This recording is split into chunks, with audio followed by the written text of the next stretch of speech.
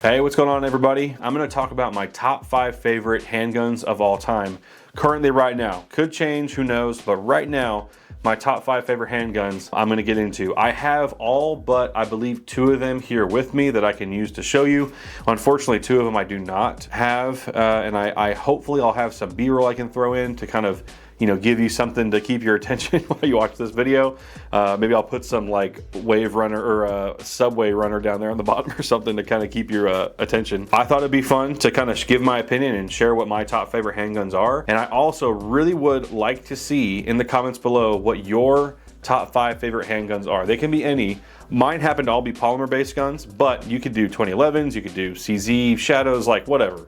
Your top 5 all-time favorite handguns.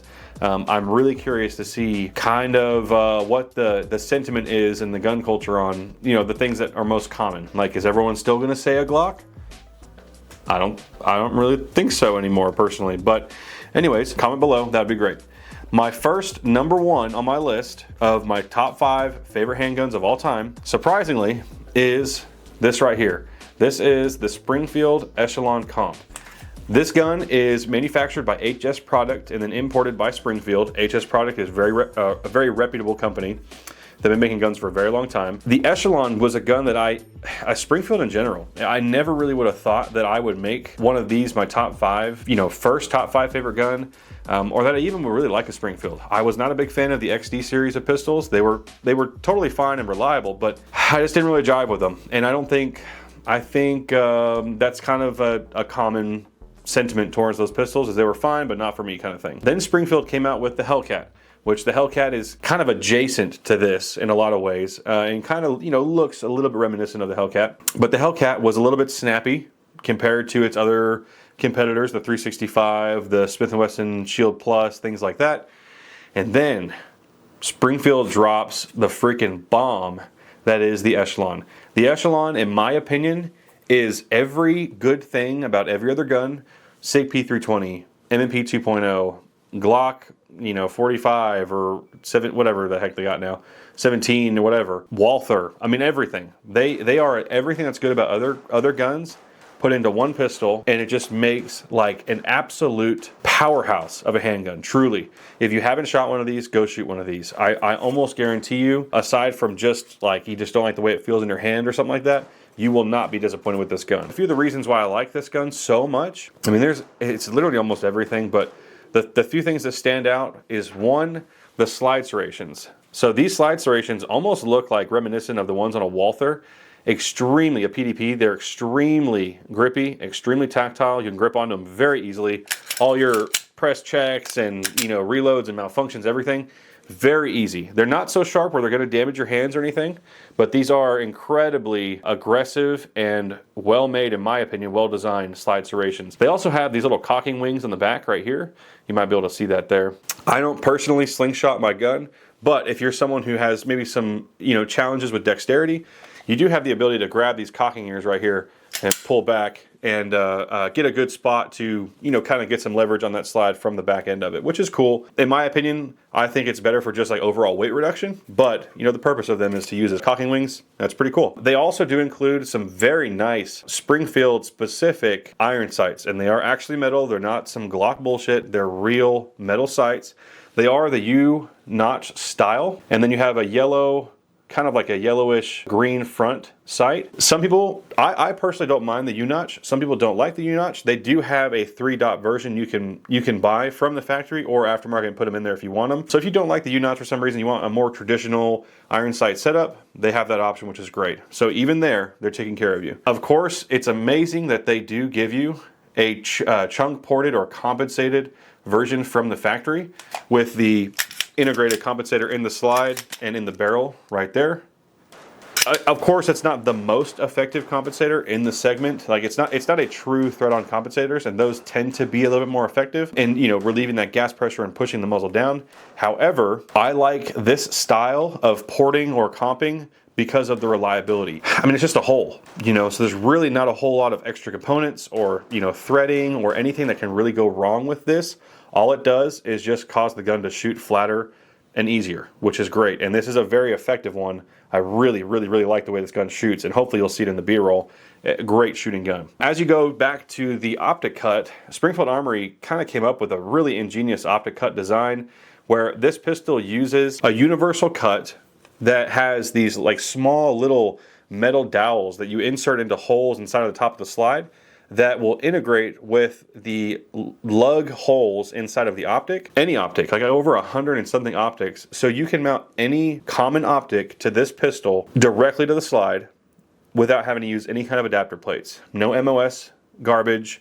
No, there's not 4 screws in the slide, there's just the 2. It's a very, very easy to use and smart system, and it mounts the dots very low. You can tell there's just a tiny little gap in the front of this one. This is not even that common of a dot. This is the Rugar RXM, more kind of like competition style red dot right here.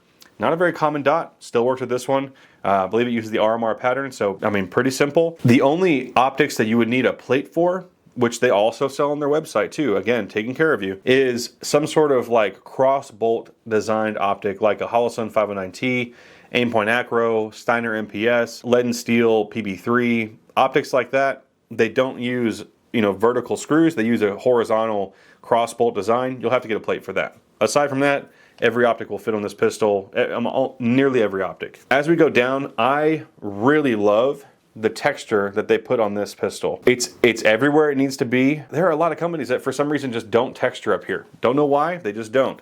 Springfield did. They had a texture on above the magazine release, of course, all the way around the entire front and back strap of the grip.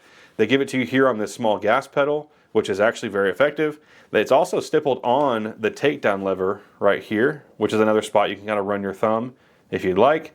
And then it's a little bit unnecessary, but they do texture the front of the guide rod right here. Don't really know why, but they do. And it's also textured on the front and the bottom of the trigger guard.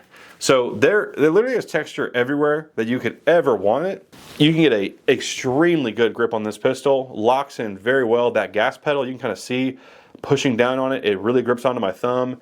This pistol, I'm telling you, ergonomically feels incredible. The trigger is not a Canik trigger. It's not a Walther trigger. It's not a 2011 trigger. However, it is leagues better than what everybody compares these guns to, the Glock. So much better. It's almost like if you took a Glock performance trigger and combined it with a Sig P320 trigger. Hard to explain, but I'll go ahead and show you just the trigger progression and just so you can get an idea of what I'm talking about. So right here, trigger shoe is really nice, very flat. The dongle goes all the way flat, so you're not getting that blistering on your finger like you do with a Glock Gen 5 or any Gen really. There's your take up right there. Very short take up, very light. You hit your wall, pressure, pressure, pressure, good break, no over travel. Rack it, and here's your reset. Very strong, very tactile, you can hear it. Reset is great. This is an excellent trigger. I probably can run some other triggers faster, but this trigger, because of the way it kind of has a very short rolling break, kind of similar to an M&P 2.0 trigger, it's very accurate because that allows me the shot to almost, quote unquote, surprise me. And then as long as I'm doing my due diligence and keeping my dot where it should be, I hit my target nearly every time. If I'm doing what I should do, the pistol will do what it is supposed to do. Great trigger. I want to, shout out real quick, Springer Precision. They were very kind and they sent me out a free Magwell magazine extensions and a magazine release button right here. There's only 2 gripes I have with this pistol, and I was looking for people that made products that would solve these issues. I reached out to Springer with a quick email. They emailed me back very quickly, no fuss, and they're just like, yeah, of course, we would love to support the channel. We appreciate what you guys do. Here's this stuff to fix the issues you have. And it was like no questions asked. I didn't pay for these things, but they didn't pay me for them either. They make quality stuff. That is evident just by looking at their designs and the things that they put out. But I just want to highlight how awesome it is to find companies that clearly support creators regardless of financial incentive. I guess I can inadvertently help them make more sales, I suppose, but really they don't have much upside in this. They're just doing this because they like supporting the 2A community, and that is awesome. So please, if you guys need anything, they make stuff for M&Ps, I believe for Caniks, obviously Echelons. They make stuff for a lot of different models of guns. Extremely high quality machine work, great coatings, easy installation. They are awesome. Springer Precision, thank you so much, guys, for giving me these components. They solved a couple of the issues I had with this pistol immediately, and I cannot say how much I appreciate it. So thank you very much. The two minor gripes I had with the Echelon is, one, from factory, the Echelon comes with a fully ambidextrous magazine release. The whole entire gun is fully ambidextrous, by the way. I like that in theory, the ambidextrous mag release. However, I did notice that a couple times, if I was really pushing myself hard, I would end up inadvertently activating the magazine release on this side of the pistol and then dropping my magazine in the middle of a drill. Didn't happen very often, but it was something that I noticed because I'm not a lefty, I'm a righty only. I wanted to find someone who made a right-only version of the magazine release, and Springer Precision did. This one also happens to be the extended version right here, so it sticks out just a little bit there. Very nice, and I don't know if you can see the design pattern on it. There you go, right there. Looks great. Such a sleek design. Now, the other small gripe I had with the Echelon is the flared magwell from factory is a little bit subpar. It's fine, like it's about as good as most other polymer guns, but it's a little bit small, and I do like magwells. One, for the insertion of magazines, but almost a bigger part is I like how a magwell kind of cradles my right hand and gives me a lot more leverage on the bottom of that gun.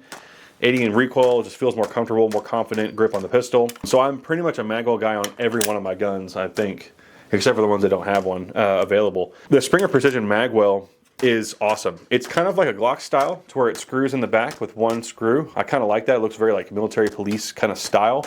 Very minimal branding on the back. Just a really small little Springer Precision logo. But the magwell itself is light, great coating.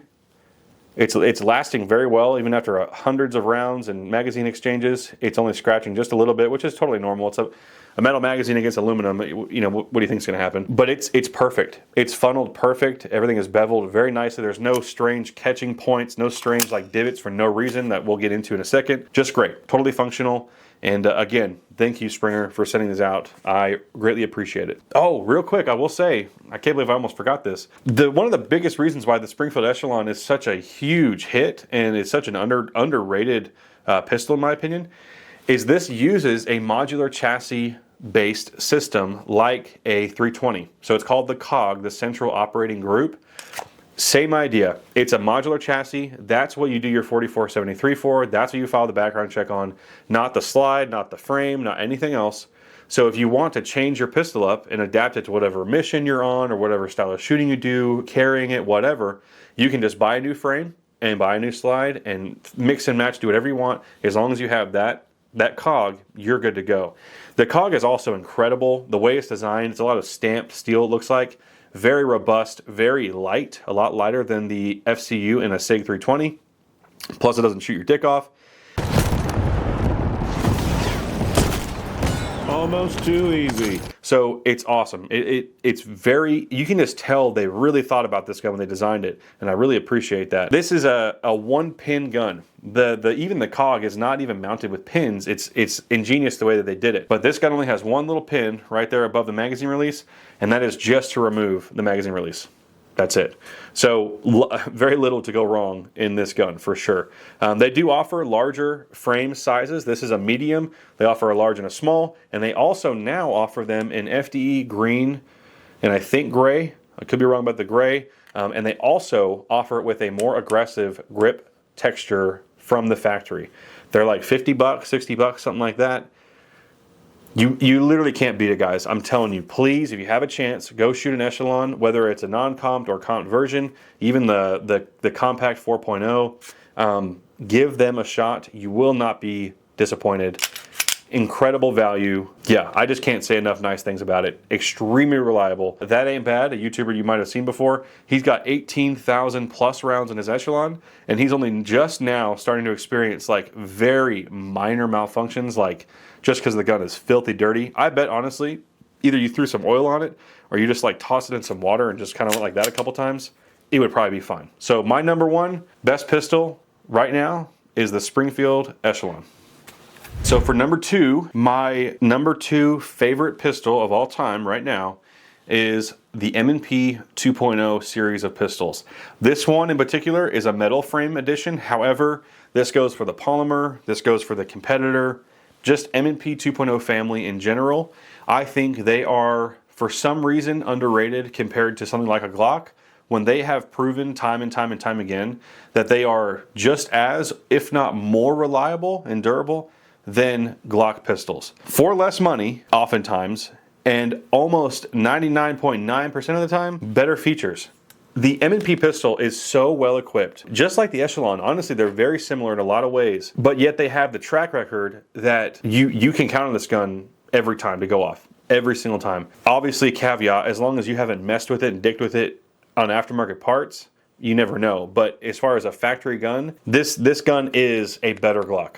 Plain and simple, I'm just going to say it. Of course, the aftermarket support is not as strong as a Glock. That's a whole different thing. But when we're talking about pistol to pistol, this is a better gun than a Glock. Fight me in the comments. I'll stand by that probably till the day I die, because Glock will never change. Just like the Echelon, you have insanely good front serrations and rear serrations. They give you great 3-dot night iron sights from the factory. These ones happen to be suppressor tall, which they do come with on most of their pistols nowadays. Of course, you have your standard 1913 Picatinny rail, so you can mount any light. Doesn't matter, you don't have to use that stupid proprietary Glock one. Echelon is the same way. Great grip texture. Everybody knows that the M&P 2.0 grip texture is insane. I will say, depending on who you are, it is not the most comfortable to carry because it is so aggressive. However, if you're using this gun is big. If you're using this gun primarily as an outside the waistband carry, or range gun, work gun, whatever it is, a more aggressive grip texture is better. I use this gun for work a lot, and I've carried it outside the waistband a bunch on the range and stuff like that. Definitely prefer having that extra gritty texture versus some smoother texture if I ever carried it against my skin. A gun this big, I'm going to be honest, I just don't carry these guns concealed, inside the waistband at least. Not a big problem for me. I wish someone maybe would come out with some like aftermarket back straps or something like that, or even like for the metal, the insert right here. And maybe they could come out with a little bit more moderate of a grip texture, something like that. I think that would be a big hit. No one has done it yet, but maybe they will. Moving down, the trigger on an M&P 2.0 has kind of been a point of contention. They used to have the hinge trigger, which I personally did not mind. I didn't think it looked that good, but I didn't mind how it felt, how it shot. I was cool with it. A lot of other people lost their shit over this trigger and would not even give the M&P 2.0 a chance because of the trigger. I understand that, and they do tend to take a while to update their guns. Eventually they did, though. Looking at you, Glock. They came out with the updated trigger shoe. So this trigger shoe kind of looks like the fish scale serrations, kind of fun. Great skeletonized trigger safety there. Goes flat, very comfortable. This trigger is excellent. So there's your take up there. Very light. There's your wall. A little bit of a smooth rolling brake. No over travel, because there's an over travel stop inside the frame. You can see that. And you rack it. Here's your reset. Right there. So as you can hear, or maybe not hear, some people have a downside with the trigger, and they say that the reset is not tactile enough or not audible enough. You can feel it, and it pushes your finger back. You can run these guns very quickly, but you can't quite hear it very loud. So if you're someone who likes a really loud, like ka-chunk, like a Glock trigger would be, maybe that would be something that you might want to consider. But the way the trigger functions, safety, everything like that, excellent. Great, great, great triggers. One of the best polymer triggers out there. It competes with, the big dogs for sure. The big gripe I have with Smith & Wesson, I'll say this, I have two. One's more minor, the other one is pretty large. They could fix this. The first one is their optics mounting system. It's a fine RMR cut, optics mounting system. They give you a ton of plates when you buy this gun to use whatever red dot you want. However, the plates are plastic. Now, that being said, I have never seen anybody, and me included, ever complain about malfunctions or problems because of the plastic plates. I've never seen that, but it would be nice if they were metal. It's just a peace of mind thing. It would be nice.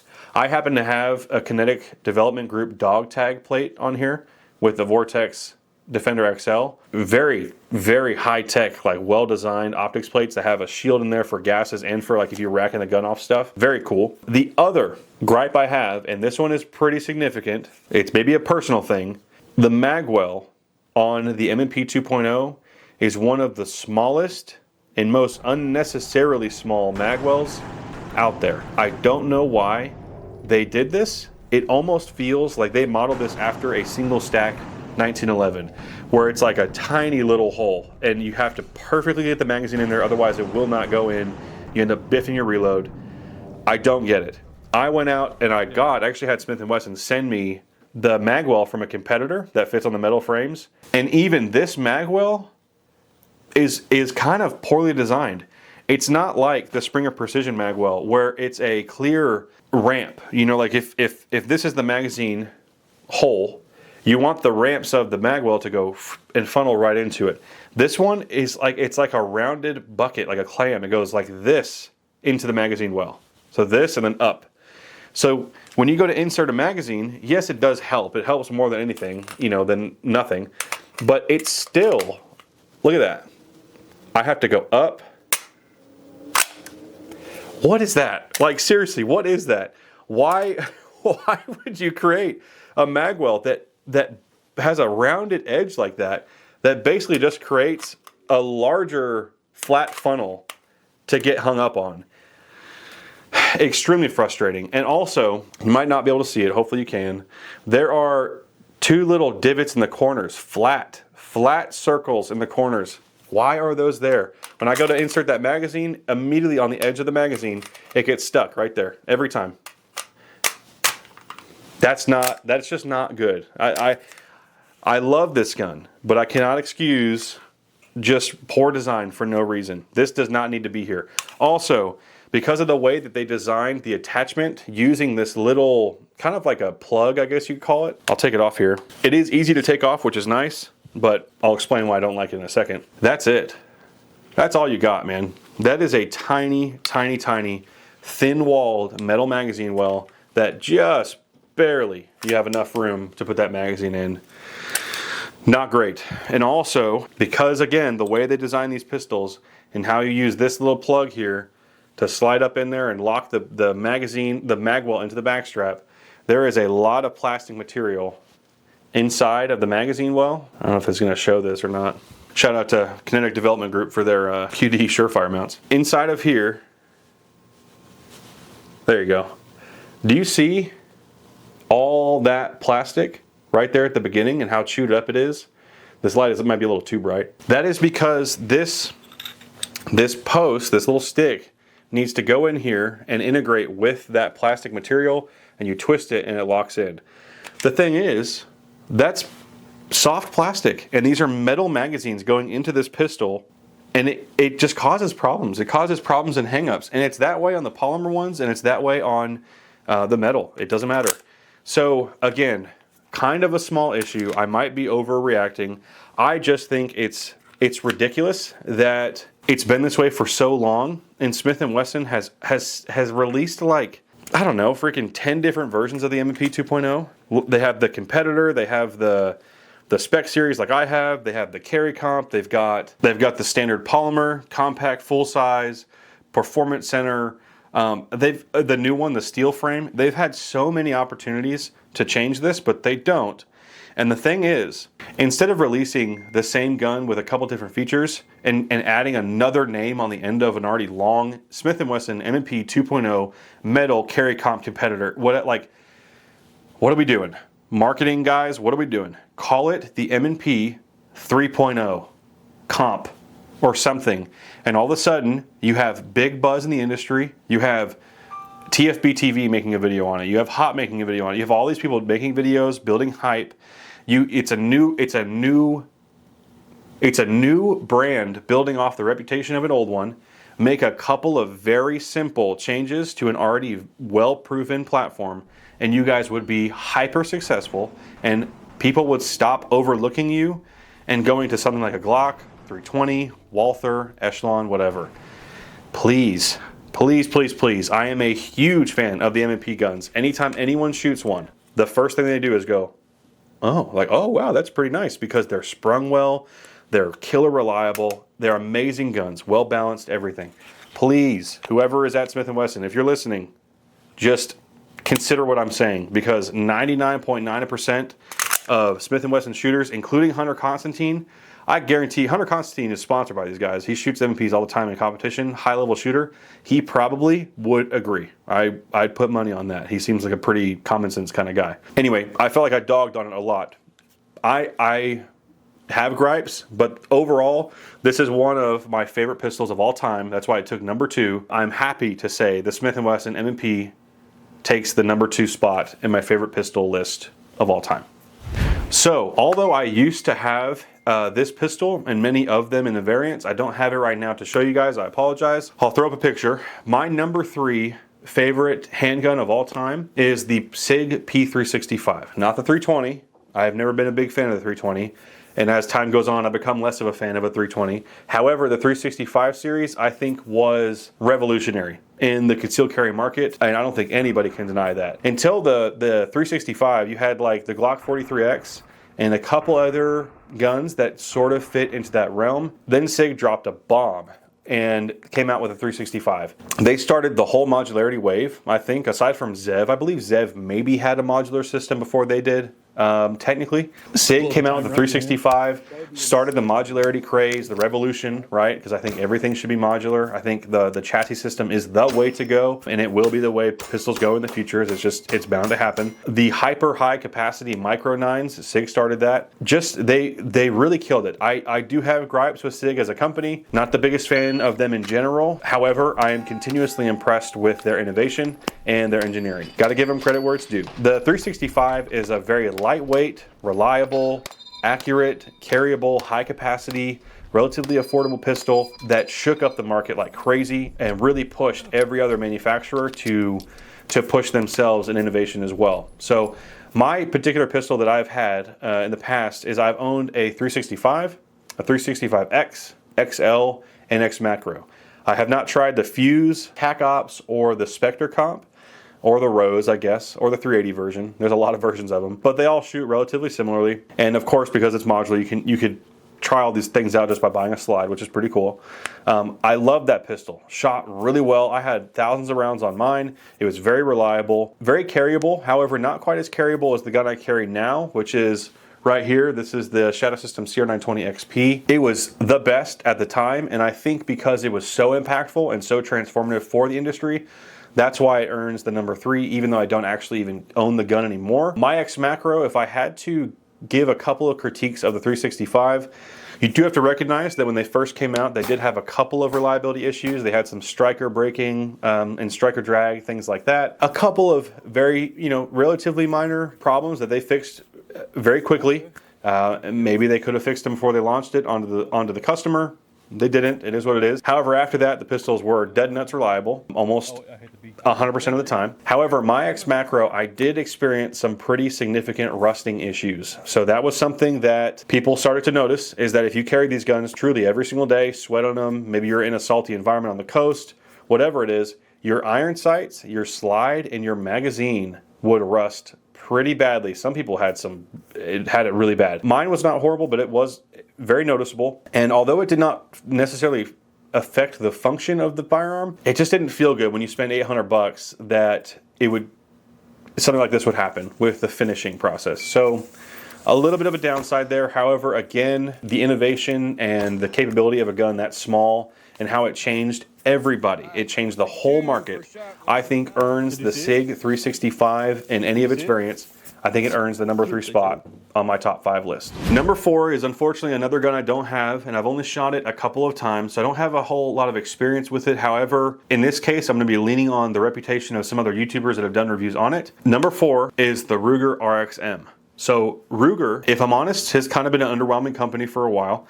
They've put out a couple cool things here and there, a couple of like gimmicky things that were, had some innovation in them for sure, but just they always sort of missed the mark as far as like what was relevant to the consumer at the time. But their guns tend to always be quality guns. So, that's not necessarily a big concern. So Rugar and Magpul, Rugar X Magpul RXM, they collaborated to make a chassis-based system Glock clone. The thing that everybody says, and I agree, is that Rugar made what Glock should have made before Glock made it. And they really did. They did. I mean, Magpul obviously is like the biggest name in polymer accessories and components in the whole firearms industry. Ruger is a legacy brand, it's been around for a long time and known for reliability.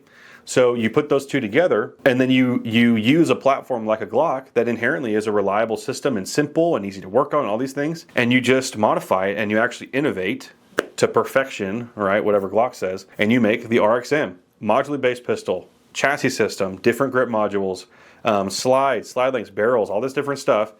It's like Legos, right? And now you don't have to go file another 4473 and do your background check to change your grip or whatever. It's all modular. So great. It's so cool. The trigger is improved.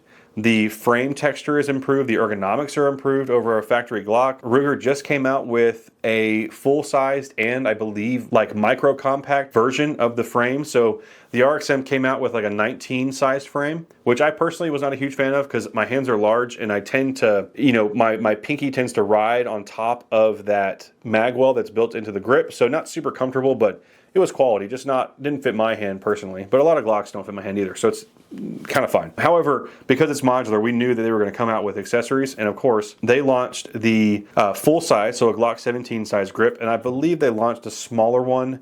I don't know if it's like a 26. It's a pretty small grip module. Of course, it takes Glock Max. You know, that's a given. It has a better RMR, you know, cut mounting system, no MOS stuff. You don't have to mess with MOS plates because those things bend and they're not good. Everybody knows it, and Glock still won't change it, even though they can. Comes with metal iron sights. Like I said before, the trigger is vastly improved. Overall, I mean, it's pretty simple, right? This is not complicated. Ruger and Magpul made what Glock should have made years ago. And by the way, its MSRP is less than $500. I think it's less than $400 really. I mean, it's like $450 or something. I have to look it up. I'll put it up on screen, but it's killer. They did such a good job, and that pistol alone, I believe, could be the one thing that may actually force Glock to actually do some shit. Finally do something, and give your consumers what they want and have been begging for like decades, right? So I think personally, we'll see how reliable it is in the future. It should be fine. Of course, it's a Glock-based pistol with quality manufacturers. Should be fine. We'll see how the reliability is as we go in the future. But I think because of the innovation and because just the fact that they kind of stuck it to Glock and did it better than they did, I think that to me deserves it as the number 4 pistol, one of my number 4 top favorite pistols. So Ruger RXM, good job.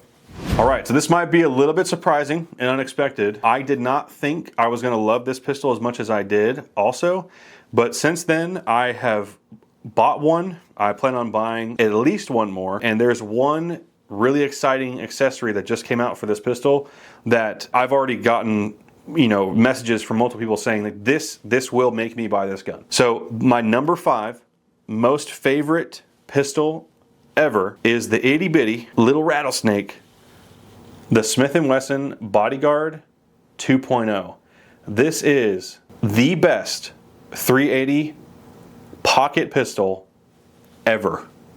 No lie, that's a big claim. It is totally true and 100% valid. If you have never shot one of these, do yourself a favor, buy some 380. I know it's a little expensive. Take this thing out. It is so much fun. This pistol is incredibly tiny. Smaller than my hand, thin as a nickel, like just the smallest little thing, so light, so easily carryable, yet it has big dog features. It has big gun features. You have the typical Smith & Wesson 2.0 fish scale like slide serrations on the front, as well on the edges of the top right here too, which is great. So they know people are going to be press checking. That's good forethought, Smith & Wesson. You also have the same texture on the back, and on the back kind of top left chamfers and right of the slide. You have an awesome, I believe it's called Armonite, I think is what Smith & Wesson calls it, but this is their coating they've been using for a while now. Very good coating, extremely strong. You have actual real metal iron sights. Glock can't even do that on a full-size gun that they're sending into freaking military contracts and battles and war. It's ridiculous. Full-size metal iron sights, blacked out rear with serrations, and then an orange. See if I can get this to focus on the front here. Might be able to see that, hopefully, guys. A nice bright orange front night sight. Great sighting system. Of course, this is a small gun, so you're not necessarily going to be hitting some precision shots with this, but point blank presentation, it's a great short. The aperture, if you will, on the back iron sight is very wide, so it's great for presenting, finding that front iron sight dot and just letting them rip. The pistol is very accurate. For a 380 in a barrel that is probably like 2 inches or less, very accurate pistol. You can dime groups very easily with this with decent ammo. One downside I will say, there's a couple of drawbacks about this pistol I've noticed so far. The iron sights from factory, and you can look this up, it's kind of common, they are off just a little bit to the left. Everybody at 10 yards will shoot, boom, boom, boom, boom, boom, and the grouping is like 3 inches off of center to the left. I don't know what's wrong with the machine at Smith & Wesson, but I think whoever is drifting these iron sights or whatever is, they're just not putting them on quite right. The measurement's off. So you do have to adjust your rear iron sight when you get one. Maybe they fixed it by now. I haven't heard anything about that so far. So just be aware, if you're hitting left with the Bodyguard 2.0 in a nice tight group just off to the left, it's not you, it's not the barrel, it's your iron sights. So just check that. One downside. The second downside, this pistol is 12+1 capacity. This little guy holds 13 rounds in your pocket. That is awesome. Obviously due in part because of these double to single stack magazines. Very, again, credit to the 365 for starting this whole trend. This is the 12+1 with the extension here. And then of course you have the flush fit, which is a 10+1. Again, even still, insane capacity for how small the gun is. I can't describe it on camera enough to tell you how comfortable this gun is. I have big hands, large glove size hands. This pistol feels like a full-size gun. I feel like I can like crank down on it like a full-size gun and just freaking rip a Rooney, dude. Like this thing feels so good. The swell is perfect. It has a little bit of a bubbly front and back section here that fills up the hand just right. It's not too big. They didn't sacrifice anything when it came to thickness.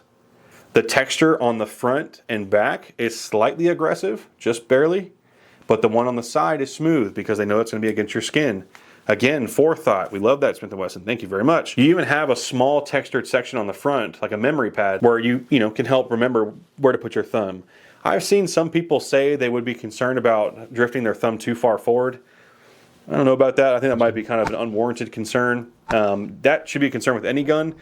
I get that this one is shorter, but again, I have large hands. Even if I like really crank my wrist, I'm just at the muzzle. So you'd have to be like, I mean, I'm off the gun at that point. Like you'd have to be kind of overdoing it. At that point, I think it's just negligence. So don't worry about that. The magazine release is just a miniature version of the full-size M&P 2.0. Has a little texturing on it. Protrudes just a little bit, just right. Great. Slide stop slide release isn't a small extended one. Drops very easily. Awesome. The takedown lever has texture on it, which is kind of fun. Oh, I got distracted. One of the small gripes I have with the gun is that when this magazine is fully loaded to its 12 round capacity, it is a little tight in the frame. So it won't drop. When it's empty, it will.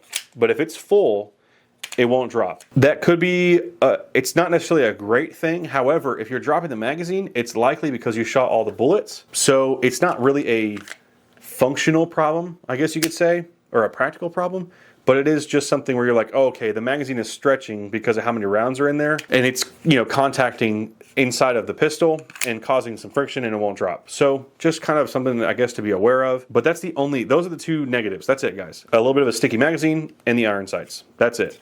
Has a great beaver tail on the back right there. You never get slide bite, even with a gun this small. I'm not going to get slide bite at all. That beaver tail protects my hand. And I'll go ahead and show you. This is a better trigger than a Glock trigger. I'm just going to say it. It's better by a vast margin, and it's on a 380. And historically, 380s have like shitty triggers. There's your trigger right there. Kind of looks interesting. It's unique. Has that really flat trigger safety right there. It's also very wide, so it's not hard to get your finger on it and disengage it, which is great. Here's your take up right there. There's your wall. Light pressure, pressure, pressure. Brake. It has a built-in overstop right there, so there's no over travel. We'll rack it. Here's your reset. Right there. It's a little bit of a longer reset, but it's totally functional and very easy. Like it's not a problem. It's not so long that it's like a false reset and you end up like under driving the pistol, I think is what it's called. I forget what it's called, but totally fine pistol. The break is maybe like, honestly, it's pretty light. It's probably in the 3.5 pound range, 3 pound range. Seems like it's getting lighter over time, which is good. We probably put a few hundred rounds through this. This is actually my wife's carry gun, every single day carry gun. She trusts her life with it. I am such a big fan of this gun that I'm buying another one, and I may consider carrying this every day versus my Shadow Systems, which some people will laugh at me because this is kind of a tiny little dainty gun. Maybe it's gay, I don't know.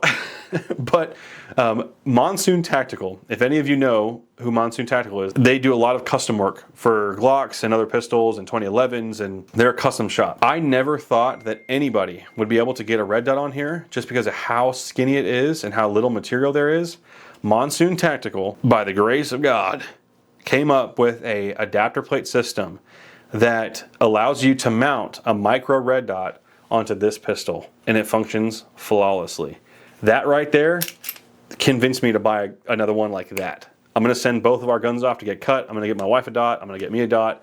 That's awesome, dude. Seriously, a pocket pistol this big, and I can just sit there and just do 12 rounds of 380 hollow points.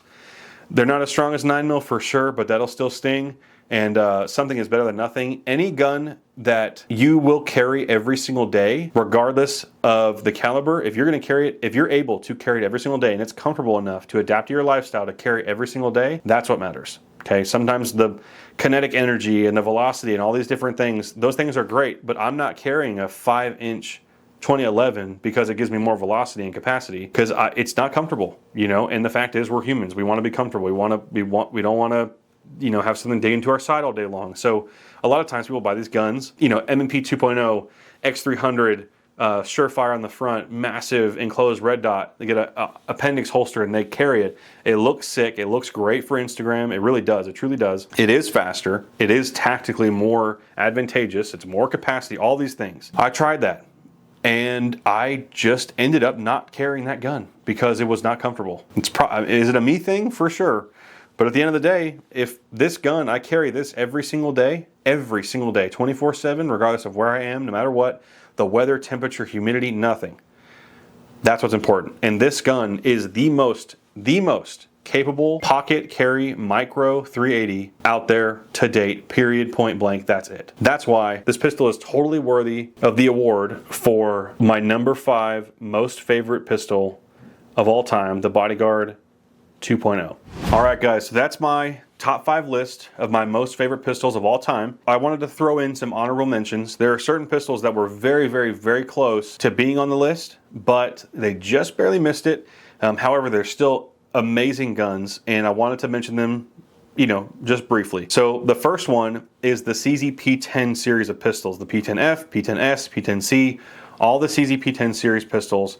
Those are great. That was probably the original gun that made me really start questioning if buying a Glock was even a good idea financially at this point. I was like, should I just buy a CZ P10C? Better trigger, better slide serrations, better optics cut, better grip angle, better texture, everything. What am I doing? Right, so the CZ P10C, those guns too, they're getting a little bit older, and you can kind of tell the way the texture is and things like that. But they're older, and so you can find them for insane deals. Like a P10F, which is I think it's like an 18 round capacity, full size, duty style gun, optics ready version. You can find those things for like $400 in certain instances, and that is a killer deal. Lots of aftermarket support for them as well. So if you want to customize them and do whatever you want, a lot of guys run them in competition. CZ P10C definitely earns a spot in the honorable mentions. Number 2 is a Canik. Canik has done a lot of work recently in the past few years to bring themselves into like the public eye of being a really recognizable brand of good quality pistols. They started out as a Turkish imported pistol. I don't like, you know, Turkish shotguns. They don't seem to be that great. Like, I know James Reeves from TFP TV hates them. The reputation of Turkey's quality pistols is not super great. It seems to be getting a whole lot better, especially some 2011s like T-Sauce and stuff like that. Still not perfect, but Canik has basically grown from a no-name company to one of the big dogs, or at least in the conversation. It's basically a Walther clone at the end of the day. Walther is reliable, great pistols with a lot of great features. They adapted it just a little bit to their taste, make it a little bit more modern, more fun. They can be a little bit corny sometimes. Like they have some, certain models that are just Cerakoted with like Miami Vice colors and stuff. I guess it's fun, but to me, it kind of diminishes the brand's reputation of being a serious pistol, a serious contender. Not saying you always, you need to be like this serious company all the time, but I would say, really work on solidifying that mentality about your brand first, and then start making some one-offs for fun, things like that. They have a vast majority of different models, full size, compact, micro compacts. The MC9 is a great little pistol. The MC9 Prime is a serious contender for anybody's concealed carry gun, and I'll stand on that. That is an awesome little pistol. I even considered getting that one over the Shadow Systems, and they give you a great value. They tend to be a little bit less expensive than the nearest competitor, and even they have some full metal frame options like the Rival S series. That is a steel frame competition style pistol. They tend to be, obviously they're more expensive. They're about $1,000, but compared to the metal version of a Walther that's like $1,800 or $1,500, $1,400, whatever it is, you're saving a lot of money there and getting very similar, in my opinion, performance. Speaking of performance, they do tend to be slightly more snappy. They're sprung a little bit different, and the bore axis is a little bit higher, so they tend to be a little bit more snappy of pistols in general. Again, that's just a preference thing. If you like it, you like it. If you shoot well with it, you shoot well with it. Who cares if it's snappy, right? So that's number 2 in the honorable mentions. Number 3, we have Walther. Again, similar to Canik. That's what the Caniks are based off of in most cases. Walthers make great pistols. They've been around for a long time. Very reliable, very accurate, comfortable handguns, ergonomically very comfortable handguns. Great features. However, in my opinion, is the PDP, although it has a great trigger and all these different things, it is a little snappy. They're considerably more expensive than other options, depending on their configuration, and they are very large. The body, the slide of a PDP is huge. That thing is massive. I get that maybe it's for like tactile reasons, so it's easier to manipulate in stressful, high intensity situations, stuff like that. Maybe if you've got blood on your hands or whatever, the serrations will rip your skin off. They're so daggum good. That's great, but they're a little bit, just a little funky for me, just a little bit. So I still think they're wonderful. I think they're great pistols. And a lot of guys really, really, really love them. A lot of guys run them in competition. So there's nothing necessarily wrong with them. However, for me personally, a little too expensive, a little too large and bulky, and a little too snappy. But Walther, great guns. A lot of people love them. Good to go. So that's number 4. And number 5, honorable mention. I got to do it. I'm going to say a Glock. And of course, this isn't a Glock because I won't buy one. I've bought so many at this point, I'm done buying Glocks. This is a Shadow Systems XR920P. Again, this is an example of another company that did it better than Glock. Yes, there's some downsides, there's some drawbacks, and there's a whole debate about Shadow Systems versus Glock, and Zev versus Glock, and PSA Dagger versus Glock, and all the different clones versus Glock. I get it. But the point remains, Glock makes great pistols. They're totally adequate, but there's nothing special about them at all. At this point, they've been around forever. The Gen 5 has been around for years. The trigger is still not good. The slide serrations are still mediocre. Iron sights are still piss poor. The grip angle, at this point, I just don't think grip angle is something that's so advantageous that you should have to train around it, per se. I get it, but still, they could change that. Or even, for dear God, just give us a backstrap that reduces the steepness of the angle of the grip and makes it more of an 18-degree grip angle versus I think it's like a 20-degree or 22-degree angle, whatever it is. Just give us that. That's a piece of plastic. They could surely do that. Outsource it, whatever. Go to freaking AliExpress. Who cares? They won't do it. They won't do it. The guns are always reliable. That's great. Massive aftermarket support. That's great. But it's the bare minimum. The bare minimum should be a gun should always be reliable, right? It should go off every single time. That shouldn't even be a selling point at this point in time because every single gun should do that. Any serious gun should be that reliable. So the fact that everyone's like, yeah, well, I'm going to get a Glock because it's reliable. It's like, all right, well, get a Smith & Wesson. They are just as reliable in my opinion. And even like Grand Thumb's Ice Test and all these different like really extra stuff, they're just as reliable, if not more reliable. So I don't want to beat a dead horse. I appreciate Glock for what they did for the market and the industry. They transformed everything for polymer handguns, period. However, they have fallen behind. Their market share has fallen behind. The aftermarket support has slowed down for them versus like the 320, which, you know, every time I bring the 320 up, I just laugh. They're starting to feel it. I really feel that, and I really feel the sentiment towards Glock as a brand and as a real contender.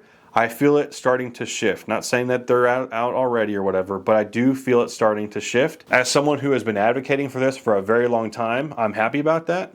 As someone who's been advocating for, you know, for Smith & Wessons and other guns, I'm happy about that. However, I'm not going to shame someone who buys a Glock, but if they ask me, hey, do you think I bought the right gun, or, you know, do you think this is the best gun? I'm going to say no. I'm going to say no. I think you probably could have spent the same or less money in you know, many cases and bought an M&P or something else and gotten a higher performing pistol for the money. That's just me personally. That's just my opinion. Please comment below. Light me up in the comments. Tell me how much I'm wrong. Tell me how much I'm right. Tell me if you agree, disagree. And remember, put a list in the comments of your top 5 favorite handguns of all time. I'm excited to see them. I really can't wait to see them. I'm really curious to see what you guys have to say. Let me know which one on my list is your favorite, or even just take my list and reorganize them and be like, no, I think the Rugar RXM should have been first, or take, you know, I think the Bodyguard 2.0 transformed concealed carry forever. I think that should be number 1. Do whatever you want. I'm excited to see it. I had a lot of fun making this video. Hopefully you guys enjoyed it. Please like, subscribe. Thank you to Springer Precision and the Echelon for sending me out the magwell, the magazine extensions, and the magazine release. Guys, I really appreciate that. Again, seriously, thank you very much for doing that. I've got a ton of videos coming. I have all kinds of products that have been sent to me for review. Lead and Steel, the new Lead and Steel LP1 red dot. I've got a new Primary Arms 6X magnifier that is very impressive. Obviously, my whole rifle I have to do a video on. My M&P I got to do a video on. The Echelon I'm doing a video on. I'm working on those currently. The Shadow Systems, Action 920. I've got so much stuff. DPM Systems, recoil reduction guide rods for pistols. They sent me a bunch of those for all my guns to test out to reduce recoil. I'm super excited about those. I've got red dots from Siley. Like you know, please turn on your post notifications because I have so much awesome content coming out. I'm so excited to put this stuff together. I think you guys are really going to enjoy it. But until then, remember, talk less, shoot more. Thanks for watching. We'll see you next time. Peace.